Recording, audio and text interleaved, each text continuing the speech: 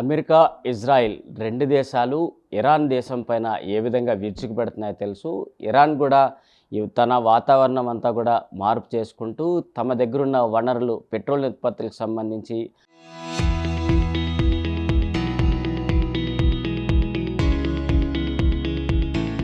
Hormuz జలసంధిని ముఖ్యంగా black చేస్తూ కొన్ని దేశాలకు రిలీఫ్ ఇస్తూ కొన్ని దేశాలకి ఇబ్బందులు పెట్టే ప్రయత్నాలు చేస్తూ కూడా వెళ్తున్నాయి. ఈ నేపథ్యంలో భారత్ ఏ విధంగా తన స్టాండ్ ఉండబోతోంది, నెక్స్ట్ భవిష్యత్ తరాలకు సంబంధించి ఈ పెట్రోల్ ఉత్పత్తులు ఏ విధంగా ఉండబోతున్నాయి, ఇలాంటి అంశాలకు సంబంధించి మనతో విశ్లేషించడానికి డాక్టర్ నంది రామేశ్వర అనలిస్ట్ ఉన్నారు.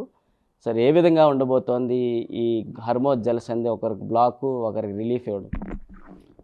ఇది రాజకీయాలు మనం మాట్లాడడం చాలా కష్టం ప్రశాంత్. ఎందుకంటే రాజకీయ పైన జరిగేది వేరు, లోన జరిగేది వేరు. తెల్లగా కనిపించేవన్నీ పాలు కాదు, నల్లగా కనిపించేవన్నీ నీళ్ళు కాదు.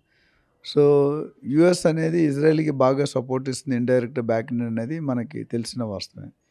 ఇరాన్ కూడా హమ్ కిసీసే కమ్, నేను ఎవరికి తీసిపోను, నా దగ్గర కూడా స్ట్రెంగ్త్ ఉంది, నా దగ్గర కూడా డిఫెన్స్ మిజైల్స్ ఉన్నాయి, రాకెట్స్ ఉన్నాయి, ఇవన్నీ చెప్తున్నారు.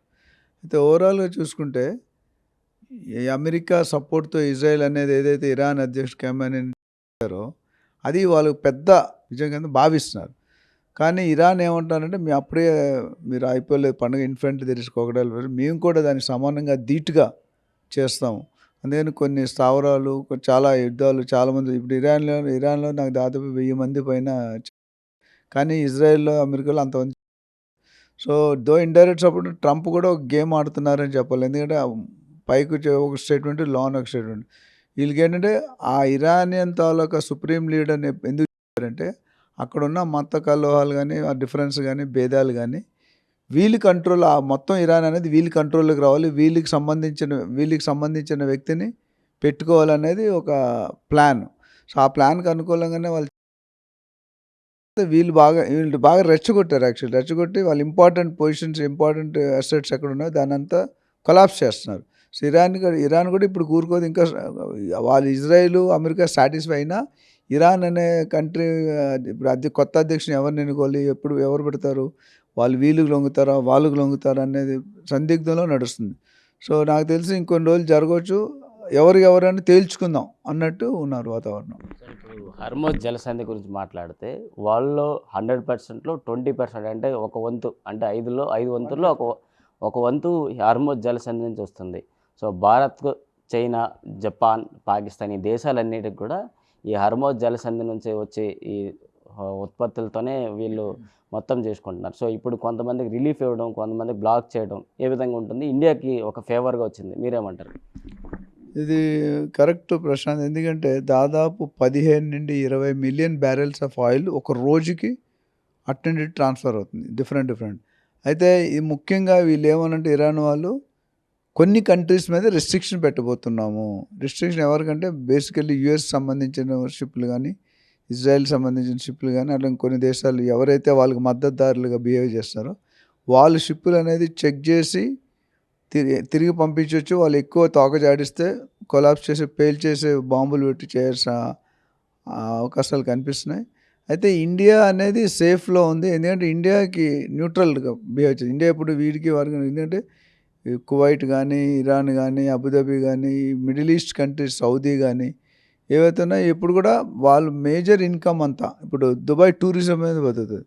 ఈ మిడిల్ ఈస్ట్ ఈ కంట్రీలు ఏవైతే ఉన్నాయో ఈ పెట్రోల్, ఆయిల్ మీద వచ్చిన ఆదాయంతో కంట్రీని నడుపుతారు. సో అది కాబట్టి మొత్తం ఆపుతానని చెప్పారు. కొన్ని స్పెసిఫిక్ కంట్రీస్, స్పెసిఫిక్ ప్లేసెస్లో ఎవరైతే ఇజ్రాయెల్కి, యుఎస్ఏకి మద్దతుదారుగా వ్యవహరిస్తున్నారో వాళ్ళ షిప్పుల మీద నిఘా ఉంటుంది. అవసరం అనుకుంటే ఏదైనా చేయడానికి తెగిస్తారు. సో మరి ఏదో విధంగా ఉండవచ్చు అంటే ఇప్పటికే ఈ కొద్ది రోజుల్లోనే మన దగ్గర నిల్వలు ఎంత ఉన్నాయి అనేది గవర్నమెంట్ మొత్తం చెకింగ్స్ కూడా చేసుకున్నారు.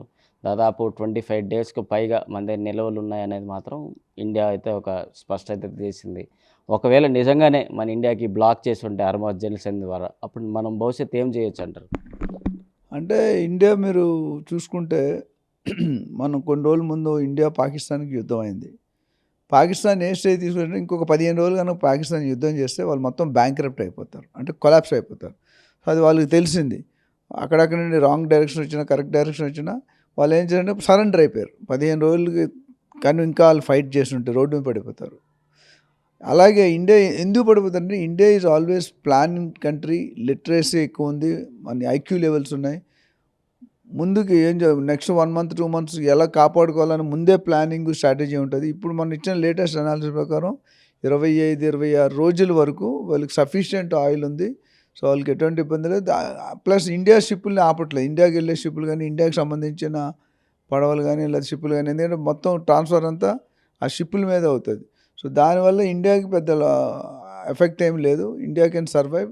ఒకవేళ అవసరం వస్తుంటే వీళ్ళకి ఆల్టర్నేటివ్స్ ఉన్నాయి. సో ఇప్పుడు ఏదైనా ఇప్పుడు మీరు చెప్తున్నట్టు గతంలో గోల్డ్ కానీ సిల్వర్ కానీ పెరిగితే కేవలం ఆ రెండు వస్తువుల మీదే పడతాయి. ఒకవేళ ఇప్పుడు పెట్రోల్ ఉత్పత్తుల పైన ఏమైనా పడితే నార్మల్గా గ్రౌండ్ లెవెల్లో పాలు, పెరుగు, ఇటు కూరగాయలు ప్రతి వాటి మీద రేట్లు పెరిగే ఛాన్సెస్ ఉంటాయి. సో ఇప్పుడు పెట్రోల్ ఉత్పత్తులకు సంబంధించి భారత్ ప్రజలకు ఏం చెప్పాలనుకుంటున్నారు? ఒకవైపు గవర్నమెంట్ కూడా ఎలక్ట్రికల్ బస్సెస్ ఇవన్నీ తీసుకొస్తున్నాయి. సో దానికి ఇప్పుడు ఏమంటారు? అంటే నేను చెప్పాను కదండి, India is always forward planning, forecast అనేది బాగుంటుంది. ఇప్పుడు ఫర్ ఎగ్జాంపుల్ మనకి ఈ ఆయిల్ తగ్గిపోయిన ట్రాన్స్పోర్టేషన్లో ఎఫెక్ట్ అయితే మొత్తం మనం తినే ఐటమ్స్ కానీ, ఫుడ్ ఐటమ్స్ కానీ, రవాణా చేసే ఐటమ్స్ అన్నీ కూడా కాస్ట్ పెరిగిపోద్ది. దానివల్ల out of total production cost పెరిగిపోద్ది. సామాన్య ప్రజలు ఒకప్పుడు మీరు చూసుకుంటే ఉల్లిపాయలు 100 రూపాయలు కేజీ అని గవర్నమెంట్ పడిపోయింది. సో ఆ పరిస్థితి నెలకొంటుంది. బట్ మనకి ఇండియాకి అంత ఇంపాక్ట్ లేదు. ఇప్పుడు మీరు గోల్డు, సిల్వరు లేకపోతే ఇంకో సైడ్ ఇంపాక్ట్ ఏంటంటే ఇన్ఫ్లేషన్ కానీ తగ్గినా పెరిగినా దానివల్ల గోల్డ్కి కానీ, స్టాక్ షేర్ మార్కెట్ కానీ, గోల్డ్ ఇన్వెస్టర్స్ కానీ, జ్యువెలర్స్ కానీ ఎఫెక్ట్ అవుతారు. ఈ మిగతా డిపార్ట్మెంట్లో ఎఫెక్ట్ కావు. సో దానికత దాందే, దీనికత దీని చేస్తారు. రెండు 2 సపరేట్ ఎంటిటీస్. పెట్రోల్ అనేది పెరిగితే మాత్రం ఇప్పుడు తగ్గిపోయింది అనుకోండి, ప్రొడక్షన్ రేట్ పెరిగిపోతుంది. రేట్ పెరిగిపోతే ఇన్ఫ్లేషన్ పెరిగిపోతుంది. ఇన్ఫ్లేషన్ అయితే రేట్లు అంటే ఇండివిజువల్ రవాణా చేయడానికి కొన్ని ఐటమ్స్ మనకు బయట నుండి వస్తాయి, అవుట్ ఆఫ్ కంట్రీ వస్తాయి, అవుట్ ఆఫ్ స్టేట్ వస్తాయి. సో రవాణా పెరిగితే దాని ఇంపాక్ట్ అనేది మిగతా చాలా ఐటమ్స్ పడుతుంది. ఎస్పెషల్లీ కూరగాయలు, ఫుడ్, నవధాన్యాలు అంటే మనం ఏవైతే వాడతామో, పాలు, పెరుగు ఇవన్నీ కూడా రవాణా చేసి డిఫరెంట్ ప్లేసెస్ నుండి పప్పులు, ఉప్పు ఇవన్నీ ఉన్నాయి. ఏవైతే బయట నుండి వస్తాయో వాటి తాలూకా రేటు విపరీతంగా పెరిగి సామాన్య ప్రజలు బతకడం కష్టం అయ్యొచ్చు. సో ఫైనల్గా ఈ వార్కి సంబంధించి ఏం చెప్తారు? ఇజ్రాయిల్కి అమెరికా సపోర్ట్ చేస్తుంది, మరి ఇరాన్కి ఏ దేశాలు సపోర్ట్ రాబోతున్నాయి? ఈ వార్ ఎప్పుడు క్లోజ్ అయ్యే అవకాశాలు కనిపిస్తున్నాయి అంటారు? మనం అంతకుముందు అనుకుంటే ఇండియా అయితే న్యూట్రల్ ఉంది, అందరితో ఐకమత్యంగా ఉండాలనేది మనం చూసాం. మీరు లాస్ట్ మంత్ మాట్లాడుకున్నాం, మదర్ ఆఫ్ ఆల్ డీల్స్ అని మన ఇండియా యూరోపియన్ కంట్రీస్తో చేసింది. తర్వాత ఇరాన్తో మంచి టర్మ్స్ మెయింటైన్ చేస్తుంది. మిగతా టర్మ్స్ కూడా మనం మెయింటైన్ చేసినట్టు అమెరికా కానీ ఇజ్రాయెల్ కానీ మెయింటైన్ చేయండి. ఇజ్రాయెల్ అమెరికా మైండ్ సెట్ వేరేగా ఉంది. సో మైండ్ సెట్ వేరేగా ఉన్నప్పుడు ఏదంటే ఇండియా మీద కొద్దిగా ఆ ఎఫెక్ట్ పడేది ఉంది. బట్ ఓవరాల్గా Indian government is already working on different alternative పని చేసుకుని రెడీగా ఉన్నారు. టిట్ ఫర్ వాళ్ళు దేనికైనా రెడీ. మనకు తారీఫులు పెరిగినప్పుడు కూడా మనం చూసాం, కొన్ని దేశాలు కొలాప్స్ అయిపోయినాయి. 50%, 30% ట్యాక్స్లు పెట్టినాడు. కానీ మన దేశం నువ్వు 100% పెట్టినా నేను రన్ చేస్తాను, మీ కంట్రీని నడపగలమని చెప్పారు. సో ఆ ధోరణిలోనే డొనాల్డ్ ట్రంప్ గారు ఒక స్టెప్ దిగి వచ్చారు. 50% 100% చేస్తానన్న వ్యక్తి 50% ఇప్పుడు ఆయన భయపడ్డాడు. ఇండైరెక్ట్గా స్టెప్ వెనక్కి తీసుకోవడం అంటే ఆయనకి అర్థమైపోయింది. ఇప్పుడు మిగతా కంట్రీలన్నీ ఇండియాతో కలుస్తున్నాయి, ఇండియాకు మద్దతుగా ఉన్నాయి. వార్ అనేది కొద్దిగా ఇప్పుడు చెప్పడం టూ ఎర్లీ, బట్ డెఫినెట్గా కంట్రోల్ చేస్తారనేది అనుకోండి. ఎందుకంటే వాళ్ళకి ఇన్పుట్స్ వెళ్తున్నాయి, సపోర్ట్ వెళ్తుంది. ఎవరు కూడా ఏ కంట్రీ నష్టం అవ్వాలి, మోసపోవాలి, చంపేయాలి, ఒకళ్ళిద్దరు ఉంటారు ఆ క్రూరత్వం ఉన్నవాళ్ళు, వాళ్ళకి వీళ్ళందరూ కలిసి కంట్రోల్ చేసే పరిస్థితి వస్తుంది. వీళ్ళు కూడా ఇన్పుట్స్ ఇస్తారు, వాళ్ళు కూడా చెప్తారు ఇంపాక్ట్ ఏంటంటే. సో మీడియేట్గా చేసి ఈ కంట్రీ అన్ని కంట్రీలు శుభ్రంగా ఉండాలి, మంచిగా ఉండాలి అనే ఉద్దేశాన్ని నెలకొల్పే వాతావరణం కనిపిస్తుంది. సో ఇది మొత్తంగా ఇటు ఇజ్రాయిల్ అమెరికా ఈ రెండు దేశాలు ఇరాన్ పైన ఏ విధంగా విరుచుకుపడుతున్నాయో మనంతా చూస్తున్నాం. సో ఇలాంటి నేపథ్యంలోనే హర్మోజ్ జలసంధి ఒకవైపు బ్లాక్ చేశారు.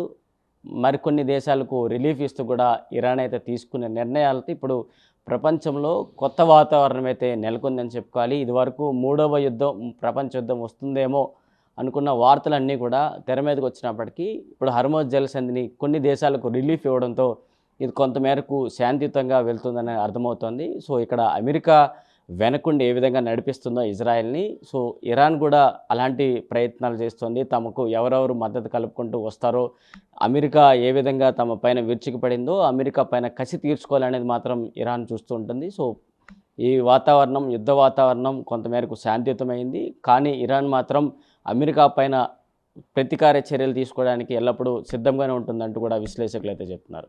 వీడియో జర్నలిస్ట్ అశోక్తో ప్రశాంత్, RTV, హైదరాబాద్ నుంచి. చరిత్ర సృష్టించినోడు ఇప్పుడు ఆ చరిత్రని తిరగరాయబోతున్నాడు. అబద్ధాల గోడల్ని బద్దలు కొట్టి నిజాలను రాగా మీ ముందుంచబోతున్నాడు. నిజమైన వార్తల కోసం వెంటనే డౌన్లోడ్ చేసుకోండి రా యాప్ని.